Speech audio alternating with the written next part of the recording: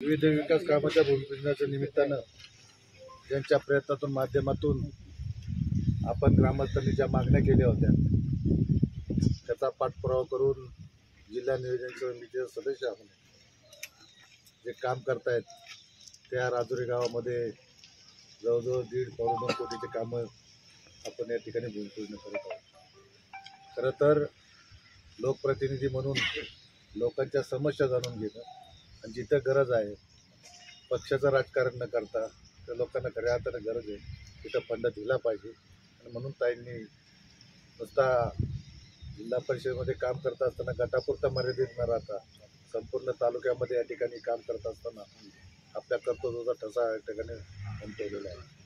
तिथं आज हा सभामंडप या ठिकाणी 10 लाख रुपयाचा निधी या ठिकाणी ताईंनी दिलेला आहे। सरांनी सांगितलं की मोठं काम काय 1 कोटीचं आहे, त्याच्यात काही आमदार साहेबांनी काही फंड या ठिकाणी दिलेला आहे। ताईंनी सांगितलं अजून 10 लाख रुपये या ठिकाणी हे देणार आहे।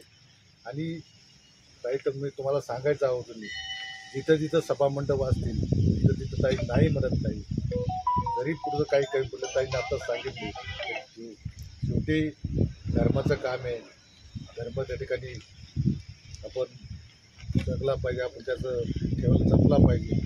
काम करत असताना आपण म्हणतो तर एवढं धार्मिकतेचं काम करत असताना तिथं कुठंतरी लोकप्रतिनिधी कमी पडलं नाही। ताईंनी या ठिकाणी सांगितलं भविष्य काळात सुद्धा सरांनी या ठिकाणी सांगितलं की रस्त्याचं कालच आमच्याकडे लिंबगाव साहेबांनी निवेदन घेऊन आलं जो अवधी पुन्हा नाशिक रस्ता आहे त्या रस्त्या संदर्भात ते निवेदन ते आता मला वाटतं इथं आलेच मला वाटतं काही जण ते त्यांना या ठिकाणी बोलवलं पण ते करायचं तालुक्यात आज बऱ्याच ठिकाणी दुसरीकडे कार्यक्रम असतो काय प्रतिनिधी आपले गेलेले, परंतु ताईंनी कालच त्यांना ठाम सांगितलं की मी तुमच्या पाठीशी नाही तुमच्या सोबत आहे, तुमच्या मागं राहणार नाही, तुमच्या सोबत त्या ठिकाणी राहील।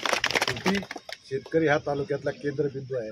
आपला तालुका कुठल्याही MIDC नाही आहे आणि शेतीवरच अवलंबून असणारा आणि आता धरणं आपल्याकडे झाली पण क्षेत्र जर प्रत्येक याच्यात जातील शेतकरी भूमीहून चाललेला आहे। आणि म्हणून त्या गोष्टी ठाम जो काही शेतकऱ्यांचा निर्णय असेल त्या निर्णयाशी मी तुमच्या सोबत राहील असं ठामपणे काल सांगितलं।